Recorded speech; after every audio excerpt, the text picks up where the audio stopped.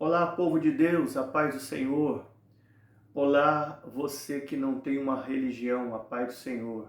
Olá, você que é de uma outra religião, a paz do Senhor. Bem-vindos ao meu canal Multiplicação de Esperança. Meu nome é Miguel e eu tenho uma palavra profética do coração de Deus para nossas vidas que se encontra em Ruth, capítulo 1, do versículo 1 ao 22. Tema da mensagem: no tempo da crise, não largue das mãos daquele que ajudou você a alargar as suas fronteiras. Primeira lição: não se sinta beneficiado pelos beijos que você recebe. Orfa beijou Noemi, porém ela não prosseguiu do lado de Noemi durante toda a caminhada. Então, não defina o caráter de ninguém só porque uma pessoa teve algumas atitudes boas com você durante um tempo de caminhada. Eu quero dizer para você que você não deve se iludir nem se sentir seguro pelos beijos, pelos abraços, pelos elogios, pelos tapinhas nas costas que você recebe. Não se escandalize pelas pessoas que garantiram que iriam com você até o final, mas não foram. Nem todos que dizem para você que te amam, que te admiram, que te respeitam, te consideram, vão ter o mesmo comportamento, a mesma postura com você até o fim da sua caminhada aqui na terra. Se prepare, porque Orfa vai cruzar o teu caminho para tentar te desestabilizar. Orfa vai tentar te ferir. Orfa vai cruzar o teu caminho para tirar a sua fé, a tua perseverança, a tua esperança, a qual você tem no projeto de Deus para a sua vida. Lendo o texto aí no seu lar, perceba que Orfa só honra Noemi, enquanto Noemi pode lhe oferecer guarida, enquanto Noemi lhe é útil. Mas depois que Noemi perde tudo financeiramente, perde o seu esposo, que é um provedor, perde os seus filhos, Malion e Quilion, o que acontece? A partir desse momento de crise, de instabilidade, Orfa ela revela a sua verdadeira face. Orfa revela o seu verdadeiro caráter, desfazendo uma aliança que ela tinha com Noemi. Uma, vamos dizer assim, possível aliança. Ela revela ser quem ela é. Ela dá as caras.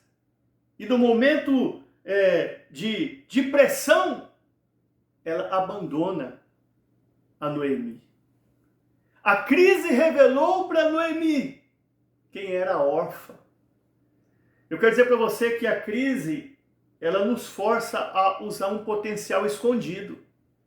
Mas a crise também revela quais são as nossas verdadeiras crenças e valores e mostra para nós o que é ou não é abalável em nossa vida. Às vezes Deus vai permitir você perder, você quebrar, ser frustrado, decepcionado, ser desmoralizado, desmoralizada, ser esquecido, esquecida, desonrado, desonrada, só para mostrar para você quem são as órfãs na sua vida, só para mostrar para você quem é quem na sua vida. Às vezes Deus vai permitir você perder tudo, vai permitir você se perder, você ficar confuso e confusa, só para você conhecer quem são as órfãs da sua vida. Você precisa amadurecer e começar a discernir quem é com você e quem é contra você. Esta é a primeira lição que nós podemos aprender aqui. Segunda lição: quando o nome só serve para intitular. Belém significa casa de pão e era o lugar que moravam Noemi, Elimeleque, Malion e Quileon, os seus filhos. Mas perceba que o nome da cidade é só um título, pois a fome e a miséria começam a reinar nesse lugar, forçando Elimeleque a tomar uma decisão precipitada e saindo daquele lugar e indo para as terras de Moabe, peregrinar. É por isso que está escrito em Apocalipse 3:1, eu conheço as suas obras, que tens nome de que vive, mas estás morto. Belém significa casa de pão, mas o lugar que se diz ter o alimento, a provisão, não está produzindo, e Elimeleque, ele sai do lugar que se chama casa de pão, onde há o alimento, em busca de alimento, em busca de pão, em um outro lugar, em uma terra estranha. Nos dias de hoje, não vivemos em tempos diferentes aos do passado, pois existem igrejas, existem ministérios que, como que eu vou dizer assim, nem todos, é claro, não a maioria, mas uma grande parte tem nome de que vive, mas está morto. Dizem ter algo sustentável a oferecer, mas estão mortos. Elimeleque, ele sai de Belém, casa de pão, um lugar que diz ter o alimento sustentável, para ir em uma outra terra, atrás de um alimento que tinha que haver no lugar que tem um nome de casa do pão, a casa do alimento. Quero dizer para você que Belém só tinha nome, mas não tinha a essência. E muitos ministérios, muitas igrejas, muitos homens de Deus, muitas mulheres de Deus, muitos profetas, muitas profetisas, nos dias de hoje, têm tido somente o nome, mas não têm tido o quê? A essência do Senhor. Não tem tido o quê? A unção do Espírito. E lembre-se que Elimeleque, Malom e Quilion, eles saíram da sua terra e foram para uma terra estranha. E lá eles morreram. Lá eles partiram dessa terra. E o que eu tenho a dizer aqui, vigiem, pastores e pastoras, que para que vocês não venham continuar a faltar com um alimento para com as almas, porque essas almas, elas têm se perdido, e se perdido eternamente. Que nós venhamos ter essa consciência de que muitas almas têm partido sem salvação, para a perdição eterna, porque está faltando pão, está faltando alimento na casa do pão. E essas pessoas estão partindo para lugares estranhos, buscar o alimento. Vigiem, pastores e pastoras. Eu digo os pseudos pastores e pastoras, eu não digo os verdadeiros pastores e pastoras, autênticos, porque eu sei que tem muitos, mas eu digo aos pseudos pastores e pastoras, para que não venha se cumprir naquele grande dia, lá na eternidade, Mateus 7:22, na vida de cada um de vocês.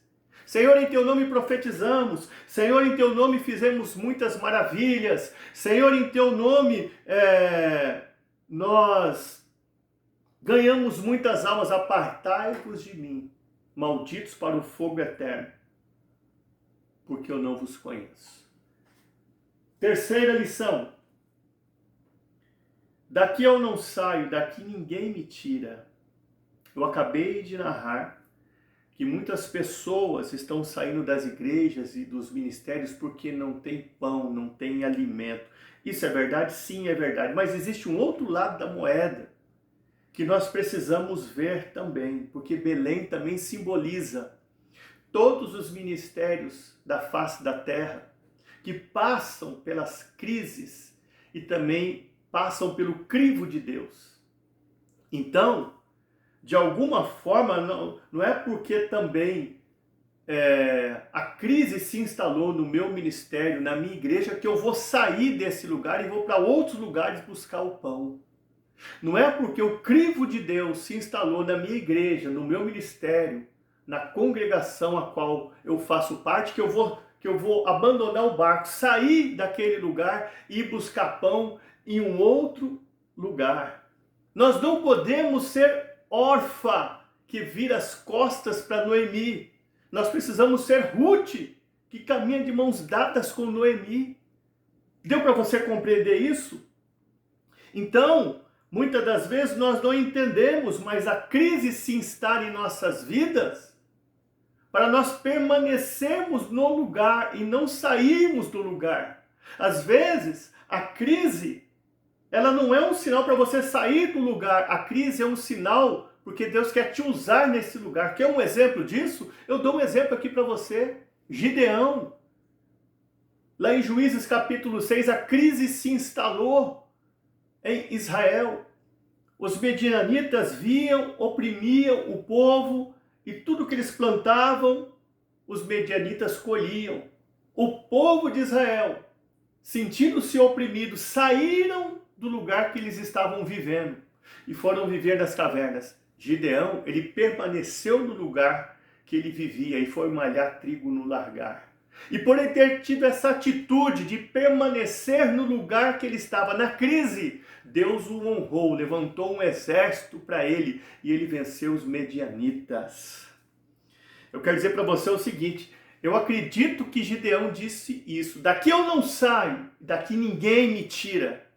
Não abandone o seu barco, não abandone a sua congregação, não abandone o povo da sua igreja, porque a crise se instalou, o crivo de Deus se instalou.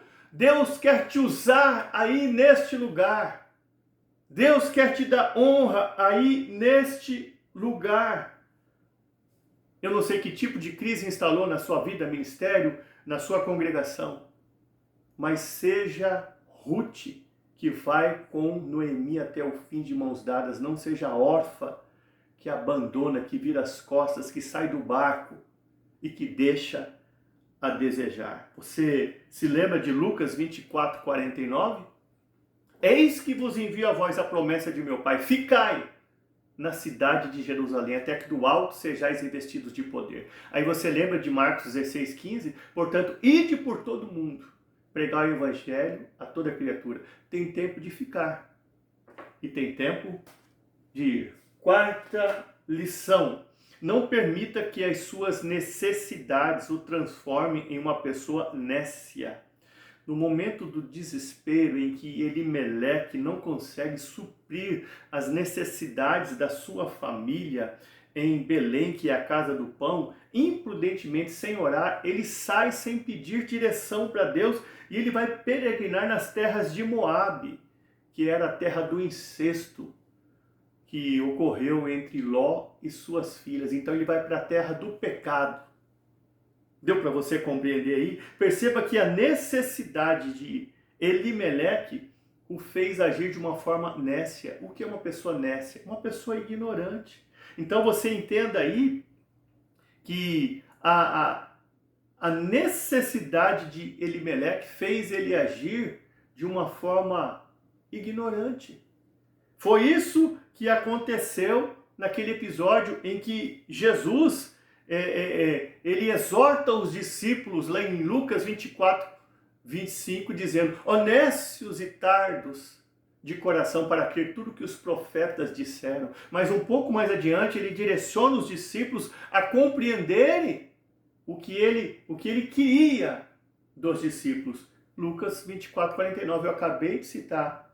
Eis que vos envio a vós a promessa de meu Pai, ficai, porém, na cidade de Jerusalém, até que do alto sejais revestidos de poder. Não permita que as suas necessidades o transformem em uma pessoa nécia e o levem para a terra do pecado, para a terra do incesto. Não permita que isso aconteça. Eu acredito que na mente de Elimeleque, ele imaginava que nunca aquela crise ia acabar, nunca a dor iria diminuir. ele nunca viria a sua família estabilizada sem passar necessidades, porque é isso que acontece conosco em um processo prolongado. Parece que a gente não vai nunca sair daquela situação e vai morrer daquela forma. Eu acredito que na mente dele se passou tudo isso, mas o que a Bíblia relata a respeito do nosso comportamento em meio à crise? Paulo nos dá a receita. Lá em Filipenses 4,12, sei estar abatido, sei também estar em abundância. De toda forma, de toda maneira, estou instruído, tanto a ter fartura, como a ter fome, tanto a ter abundância, como padecer necessidades. Aí ele fala, posso todas as coisas daquele que me fortalece. Então nós percebemos aqui que Elimeleque não estava instruído a glorificar a Deus em todos os momentos da vida. E nós precisamos estar instruídos a glorificar a Deus em todos os momentos de nossa vida, sejam momentos bons ou momentos difíceis. Elimeleque não estava instruído a isso. Por isso que diz em Provérbios 24:10, se no dia da tua angústia te mostrares frouxo, pequena será a tua força. Não permita que as suas necessidades façam você tomar decisões que afetem o seu futuro. Lembre-se, Elimeleque morreu.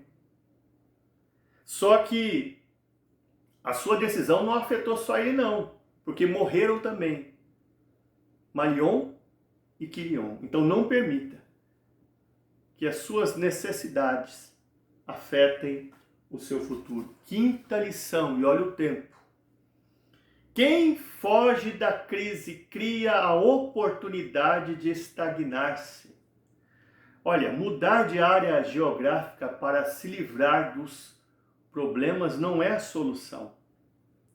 Por isso que está escrito em Provérbios 14:12, há caminhos que ao homem parecem direito, mas o seu fim são caminhos de morte. Por isso que está relatado em Provérbios 21:16, o homem que anda, o homem que anda desviado do caminho do entendimento na congregação dos mortos repousará. Crise é a oportunidade que nós temos de mudar algo dentro de nós e não algo que está fora de nós. Ninguém cresce sem dor. Ninguém cresce sem como que eu vou dizer, sem fadiga. Ninguém cresce sem perder o chão. Ninguém cresce sem passar por uma catástrofe. Ninguém cresce sem decepção. Ninguém cresce sem frustração. Ninguém cresce sem angústia, ninguém cresce sem traição. Ninguém na vida, ele vai crescer sorrindo ou dizendo que está vivendo num mar de rosas. Não! A crise tem que vir. Eu quero dizer para você que José, ele foi eleito governador do Egito, mas antes ele teve que encarar a crise da inveja que seus irmãos tinham dele. Daniel, ele foi gerente de 3 províncias, mas antes ele teve que passar pela crise de inveja que os príncipes e os presidentes tinham dele. Confira isso em Daniel 6:3. Jó, ele recebeu tudo em dobro, mas antes ele teve que passar pela crise de inveja que seus amigos Elifaz, Bildad e Zofar tinham dele. Davi, ele foi rei de Israel, mas antes ele teve que passar pela crise de lutar com urso, leão e gigante. Então, entenda uma coisa interessante. Quem foge da crise cria a oportunidade de estagnar-se, ficar paralisado, inerte, acomodado na zona de conforto. Lá em 2 Samuel 21:15, os filisteus vão guerrear contra Israel. E a Bíblia diz que Davi, sabendo disso, ele desce para a batalha. Sabe por quê? Não tem como eu vencer guerras começando por cima. Só se vence guerras começando por baixo. Por isso que diz em Ezequiel 3:22, filho do homem, desce ao vale e ali eu falarei contigo. Então eu desci ao vale como ele me falou, e eis que a glória do Senhor, ela estava ali. Portanto, se você quer crescer, encare a crise. Agora, se você quer encolher, crie uma zona de conforto. Última lição, sexta. Quando a vida não nos traz as pessoas prediletas, e sim as pessoas que precisamos. Na vida de um cristão não existe sorte, acaso, coincidência, existe cristoincidência. Ou é bênção ou é lição. Por isso que tem uma frase de efeito que eu aprecio muito, que ela diz assim: eu nunca perco, ou eu ganho ou eu aprendo. Então nós temos que entender uma coisa, não pense em parar e desistir só porque órfã passou por sua vida ou está passando por sua vida. Não pense em desistir dos seus sonhos, das promessas de Deus para a sua vida, só porque órfã passou por sua vida e adiou algumas, como que eu vou dizer, realizações suas. Não pense em desistir das suas promessas, dos seus sonhos, só porque órfã passou por sua vida ou está passando por sua vida, te entristeceu, te decepcionou, te traiu, te amargurou, te fez chorar. Deu para você entender? Não pense em desistir dos seus sonhos e promessas só porque órfã está passando por sua vida ou passou por sua vida e deixou marcas na sua vida. Deixou você desiludido, desiludida. Lembre de uma coisa, não tem só órfã na nossa vida, tem Ruth também, que vai te trazer alegria, que vai te trazer satisfação, que vai ir com você até o fim. Não é só órfã, não, tem Ruth sim na nossa vida. Lembra que quando Noemi vai com Ruth, chega até Belém, era tempo da colheita, Deus surpreendeu elas. A crise horrível tinha passado. E elas chegam no tempo da colheita. Eu quero dizer para você que Deus vai te surpreender. O tempo da colheita está chegando na sua vida. O tempo de você realmente colher o que você plantou está chegando na sua vida. Acredite num novo tempo para a sua vida. Noemi, ela nem imaginava o plano de Deus para a sua vida. Ela não podia imaginar que o propósito de Deus para a sua vida fazia parte da salvação para a humanidade. Sabe por quê? Porque Ruth, a sua nora, ela foi bisavó de Davi. E de Davi vem a linhagem do leão da tribo de Judá, Jesus. Como que Noemi poderia imaginar que o propósito de Deus na vida dela era tão grandioso que ia abranger toda a humanidade? Você não imagina a grandeza do projeto, do propósito de Deus para a sua vida. Você não consegue imaginar o que Deus quer realizar através da sua vida. Portanto, continue somente, não importa se órfã, ela atravessou o teu caminho, está atravessando o teu caminho, trouxe tristeza, trouxe decepção para você, conseguiu frustrar alguns planos que você tinha. Não tem só órfã, tem Ruth também para a sua vida. Para terminar, órfã simboliza o passado. São aquelas pessoas que querem voltar para o passado, querem voltar a ser os homens velhos, as mulheres velhas, querem viver do passado, porque órfã dá um beijo em Noemi e volta para sua terra, a terra dos falsos deuses. Agora, Ruth, ela simboliza o futuro. Ela se apega a Noemi e ela vai para Belém. Ela não conhecia essa terra, era tudo novo. Ela não conhecia o Deus de Israel, era tudo novo para ela, mas ela quer o futuro promissor. Ela quer algo diferente para a sua vida. Quem você é nesta crise? Você é órfã, que está apegado ao passado e não quer romper em fé para o futuro, tem medo do futuro, tem medo do novo? Ou você é Ruth, aquela que vai encarar o novo, aquela que não tem medo de ser feliz, que vai para frente, que vai vencer? Quem você é nesse momento da sua vida, nessa crise que está instalada na sua vida? E para terminar, não perca a sua identidade. Noemi, quando ela chega em Belém com Ruth, as pessoas chamam ela de Noemi.